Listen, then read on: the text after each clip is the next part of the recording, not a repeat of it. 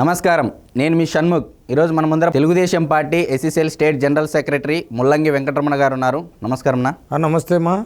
YS Jaganmohan Reddy గారు ఆంధ్రప్రదేశ్ రాష్ట్ర ముఖ్యమంత్రి గారు రాష్ట్ర సచివాలయాన్ని తాకట్టు పెట్టడం జరిగింది. 370 కోట్ల రూపాయలకి హెచ్డిఎఫ్సి బ్యాంకుకు రాసి ఇచ్చేశారు. మరైతే ఈ 40 రోజులు అంటే ఎలక్షన్లకు వచ్చే తరుణంలో ఇంకా 40 రోజులు మిగిలింది. ఈ 40 రోజులకు ఏమి తాకట్టు పెడతారు? మరి మీరు దీనిపై ఏ విధంగా స్పందిస్తారో ఒకసారి వివరించండి. నమస్తే. జగనన్న, నేను నన్ను పిచ్చి అభిమానిని పుంగును డైమండ్ రాజాను. అబ్బా, ఏది మన సన్ముఖ్ ఏదో అడుగుతున్నాడు, ఏదో కుదువ పెట్టేసినాము సచివాలయాన్ని. ఏందన్నా, మహాభారతంలో ద్రౌపదిని కుదువ పెట్టేసి ఉంటాడు ధర్మరాజు. చెలికత్తులు పోయి అడుగుతారన్నా ఆమెను, ఈ మాదిర జూదంలో మిమ్మల్ని జూదంలో పెట్టాడా అమ్మగారు అని చెప్తే ఆమె నమ్మదు. అడుగుతుంది చెలికెత్తెలను, నన్ను ఓడి తను ఓడినా, తను ఓడి నన్ను ఓడినా అని. అంటే ఏమని అర్థము?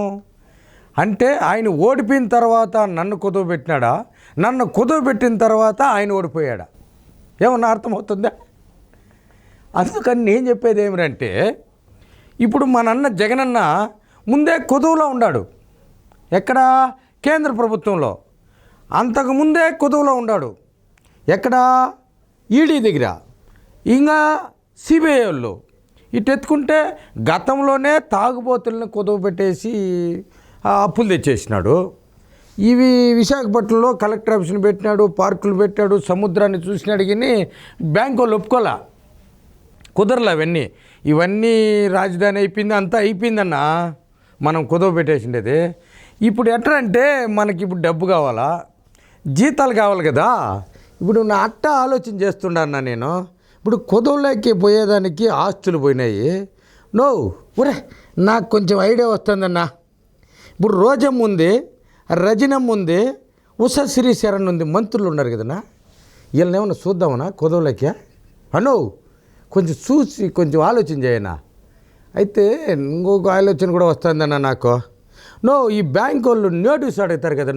వీళ్ళు గతంలో ఏమన్నా కుదువలో ఏమన్నా ఉండారేమో అని నోటీస్ సర్టిఫికేట్ అడిగితే మనం ఎక్కడన్నా ఈ నోటీస్ సర్టిఫికేట్ తెచ్చేది? ఏమన్నా డూప్లికేట్ ఏమన్నా తయారు చేసేదానికి నోటీసు ఈ రోజమ్మ ఈ మధ్య దుబాయ్, శ్రీలంక ఈ పక్కన పోయింది. అక్కడ పోయి నోటీస్ తేవాలంటే మనం ఎక్కడ కుదువ ఉందో ఎట్ట అది ఒకటి ఒకటి సరేలే, ఆమె ఏదో ఒకటి చెప్తుంది, మనం ఓకే, ఆమె ఓకే అంటుంది. అయినా సేల్స్ బ్యాంక్ వాళ్ళు ఎవరన్నా పెట్టుకునేది అవునా కుదువ? జరగదు. ఇది 550, 650, 750 రూపాయల్లో పోతుంది. కానీ మనకు 100 కోట్లు వచ్చేది రోజు. అది కుదరదు. ఒక 150 కోట్లు అన్నా కుదరదు. ఒక 1000 రూపాయల లోపు అయితే 1000 రూపాయలు 1500 కాడు ఉందన్నా మా రోజమ్మ. కుదువ పెట్టుకుంటే నోటీస్ ఎట్లా ఒకటి తెచ్చినా 1500 అనుకుందాము. ఈ రజనీకి నోటీసు అంటే ఏం గతంలో అమెరికాలో ఉండింది. ఈ మధ్య అన్న అమెరికాకు పోయిందా ఒకసారి కనుక్కున్నాయా? నాకు అమెరికాలో ఏమన్నా నోటీస్ తెచ్చేదానికి ఏదన్నా చూద్దాము. అయినా కూడా రజనీ మంత్రిని కుదువ పెట్టాలంటే ఎంత ఇవ్వచ్చన్నా? ఏం రాదేబ్బా. మన కుదువ పెడితే దాదాపు ఇప్పుడు అమరావతిని మట్టిని బిల్డింగ్లు చూపించేదానికి కుదువ పెట్టే ఆనే స్టాండర్డ్గా ఆస్తుంది. ఆ ఆస్తి పాస్తి ఆ బిల్డింగ్లు కుదువ పెడితే రెంట్ ప్రభుత్వం ఇస్తూ ఉంది అనుకుంటారు. వీళ్ళు ఎప్పుడు తిరుగుతూ ఉంటారే, విమానాల్లో తిరుగుతూ ఉంటారు, రైల్లో పోతూ ఉంటారు, కారులో పోతూ ఉంటారే. అసలు వీళ్ళని కుదువ పెట్టాలంటే నోటీస్ ఎవడు ఇస్తాడు, వీళ్ళని కుదువ ఎవడు పెట్టుకుంటాడు? కొంచెం ఆలోచన చేయన్న వాళ్ళు. అందుకేనా వీళ్ళని టికెట్ లేదు మనం ఉండవు. కుదువ పెట్టాలనే ఆలోచనతో ఏమన్నా ఉండావేమో అని ఆలోచన చేస్తూ ఉన్నారు. ఓకే, ఇప్పుడు ఇద్దరైనారు. ఇంకా అనంతపురంలో ఉంది మా సోదరి ఉషశ్రీ శరణ్ అని. ఆమె గతంలో ఏమిబ్బా ఎక్కడెక్కడ తిరిగినారో వీళ్ళు కొంచెం కనుక్కొనేసి వీళ్ళు ఒక పని చేయనా, ఈ క్యాబినెట్ పెట్టేసి ఇప్పుడు ఎవరు పనికొస్తారో ముందు నోటీస్ తీసేనా వాళ్ళ మీద. ఇతర రాష్ట్రాల్లో, ఇతర దేశాల్లో నాకు ఇంకొక ఐడియా. వరల్డ్ బ్యాంక్ ఒకటి ఉంది కదన్నా, ఇంకోటి ఉందన్నా నాబార్డు. వీళ్ళు సొంతంగా ఈ మధ్య 1000 కోట్లు 200 కోట్లు సంపాదించినారంటా ఉన్నారు. ఎక్కడన్నా ఈ రోజమ్మకు అంత డబ్బు ఏమన్నా బ్యాంకుల్లో ఏమన్నా కుదువబడి ఏమన్నా నాబార్డులో ఏమన్నా తెచ్చేసిందేమన్నా కొంచెం కనుక్కోవాలి కదన్నా. నాబార్డులో ఏమైనా కుదువబడిందా? వీళ్ళకంతా డబ్బు. మీరేమంటారు? కరప్షన్ లేదంటారు.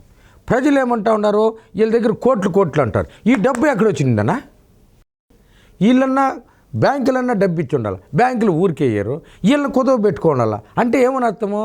అన్నో నేను అనేది ఇంకోటి రకం కాదు, వీళ్ళు ఏదన్నా సంతకాలు పెడతారని ప్రజలు రకరకాలుగా అనుకుంటారన్నా. మంత్రులు కదా, వీళ్ళు ఏదన్నా ఆస్తులు రాయిస్తారని కుదవ పెట్టుకుంటారని నేను చెప్పేది. ఈ జనాలు పిచ్చి జనాలన్నా కుదవ పెట్టుకుంటే వేరే విధంగా అనుకుంటారన్నా. ఆ విధంగా లేదన్నా. ఎందుకంటే మా రోజాకు నో సేల్స్ అన్నా అది లేదు. ఏదన్నా సంతకాలకైనా కుదవ పెట్టుకుంటారేమో అని నా ఆలోచన అన్నా. దాంట్లో ఏమన్నా సంతకాల్లో ఏమన్నా కుదవ ఉండొచ్చు. కొంచెం ఆలోచన చేసి రేపు మంత్రివర్గ సమావేశంలో తేల్చేయన్న. మరైతే మీరు జగనన్నకు వీరాభిమాని అని చెప్పి చెప్తా ఉన్నారు. 2019 ఎన్నికల్లో దాదాపు 151 సీట్లు ఇచ్చిన ఆంధ్ర ప్రజలు ఈ రకంగా మన జగనన్న చేస్తున్నాడు అని చెప్పేసి మీరు చెప్తా ఉన్నారు. మరైతే 2024 ఎన్నికల్లో గెలిచిన తర్వాత ఏ విధమైన పరిపాలన ఉంటుంది, ఏ రకంగా తాకట్టు పెట్టుకుంటూ వెళ్తారని చెప్పేసి ఒకసారి మీరు తెలియజేస్తారా? ఇప్పుడు తాకట్టు పెట్టేదానికి అన్నీ రాజధాని పెడితే ఇంకేమీ లేదు, ఆయనే తాకట్టు అయిపోయినాడు. ఇప్పుడు మంత్రులు ఉన్నారు, వీళ్ళను చూస్తాను అడిగిని ఈ నో సేల్స్. ఎందుకంటే ఇది 150 పావలా గిరాకులు. నాకు తెలిసి ఇది లేదు బా. ఇంక 2024 తాకట్టు పెట్టేదానికి ఏమీ లేదు. తాకట్టు అనే ప్రశ్న వెళ్ళిపోయింది. అంటే ఇక్కడ ఇంకో విషయం, జగన్మోహన్ రెడ్డి పదే బహిరంగ సభల్లో మీ బిడ్డ, మీరే నాకు స్టార్ క్యాంపెయినర్ అంటున్నారు. మరి 2024 ఎన్నికల తర్వాత ప్రతి ఒక్క కుటుంబంలో వాళ్ళ బిడ్డగా ఏమైనా చేయడానికి ఆస్కారం ఉందంటారా? వాళ్ళ బిడ్డలే దక్కలేడం లేదు బా. ఇప్పుడు వాళ్ళకు కనుక్కున్న బిడ్డలకే చదువు లేదు, సంధి లేదు, ఉద్యోగం లేదు, సద్యోగం లేదు, తిండి లేదు, తీర్థం లేదు, ఏమీ లేకుండా ఉంటే నిన్నెవరయ్యా బిడ్డగా తీసుకుంటారు? ఒక జైలుకి పోయేవాడిని బిడ్డగా ఎవరన్నా స్వీకరిస్తారబ్బా? ఏంది పిచ్చి ఆలోచనగా ఉందే. ఆయన ఉంటే కదయ్యా బిడ్డగా స్వీకరించేదానికి. మా అన్నను వాళ్ళు రెడీగా ఉండారు, రేపు ఓడిపోతే టకాని ఎత్తుకొని వెళ్ళిపోతారు బా. బందోబస్తులో పెట్టుకొని పోతారు. ఈయన సెక్యూరిటీ జాంతనై మొత్తం వచ్చినారంటే ఎక్కేయాల్సిందే. మా ఆయన మళ్ళీ వెనుక ముందు కూడా చూడడు. ఎందుకంటే ఏడుంటే ఈ నా కొడుకులు వా నా కొడుకులు పోట్లు వేస్తారని. ఎందుకంటే పోట్లు ఎక్కువైనాడు కదా మా ఆయన. ఈ గొడ్డిలి కోడి కత్తి ఇవన్నీ ఉపయోగించినాడు కదా. రేపు ఈ గొడ్డిలకు పని చెప్పేస్తారు అబ్బాయి ఈ వీళ్ళే. కాబట్టి మా ఆయనకి సేఫ్టీ ఏదంటే కోర్టు ఇదే అన్న, మన తీహారు లేదంటే ఫిలిప్పైన్స్ ఇవైతే సేఫ్టీగా ఉంటుంది. ఎందుకంటే ఆడమ్మ వీళ్ళు ఉండారు, మన చిత్రగుప్తుడు ఉన్నాడు, విజయసాయిరెడ్డి ఆయన తోడుకొస్తాడు, అదే వాళ్ళ అల్లుడు ఉన్నాడు. ఈ పేపర్లో తెచ్చి ఆ జైలును చిల్లర కొంచెం కొట్టేస్తే వాళ్ళు ఏం కావాలని ఇచ్చేస్తారు. ఎందుకంటే అన్న నేర్పించాడు. ఏంది కోర్టులో జడ్జిల్ని కొనేస్తా ఉన్నాము, సిబిఐలను కొనేస్తే ఒక నా కొడుకన్నా సిబిఐలు వచ్చి మైనర్ పట్టుకోమని ధైర్యం ఉంటే ఏ నా కొడుకు రాడు అంటే కారుతుంది. ఎందుకంటే గొడ్డిలి కోడి కత్తి వాళ్ళు ఏచిన అంటే పట్టుకు ఏందో నవ్వుతావో. మా అన్న గొడ్డిలి ఇట్టి వసిరితే దాన్ని కూడా రిమోట్ సిస్టమ్ పెడితే వెళ్ళిపోతుంది అంతే. అదే గుండెపోటు, మా భాషలో గొడ్డలి పోటే. కోడి కత్తి ఏమి ఇస్తుంది తెలిసినా, అది ఇంజెక్షన్ మాదిరి అంతే, చిన్న ఇంజెక్షన్, నొప్పికి ఇంజెక్షన్ వేసినట్టు కత్తిపోటు. అది ఊరికట్టు వేసుకొని మేము హైదరాబాద్లో కట్టు కట్టుకొని ఆడ ఏదో వానికే ఇచ్చేస్తే మెడికల్. ఇది కోడి కత్తికి ఊరికే ఒక బ్యాండేజ్ వేసినోనికి పోస్టు, గొడ్డలతో కొట్టడానికి ఎంపీ ఇస్తే, కేసు మార్చిన డిఐజీ ఇచ్చేస్తే పోలీసు వాళ్ళకు. పోలీసు వాళ్ళు ఇవంతా ఆలోచన చేసేది ఇవంతా లేదు. మా అన్న యా ఊరికి పోయినా కూడా దర్జాగా ఉంటాడబ్బా. చంద్రబాబుని మాత్రం ఊరికి ఇచ్చేది లేదు. చంద్రబాబు దగ్గర డబ్బు లేదు. ఎందుకంటే ఆయన కరప్షన్ కదా.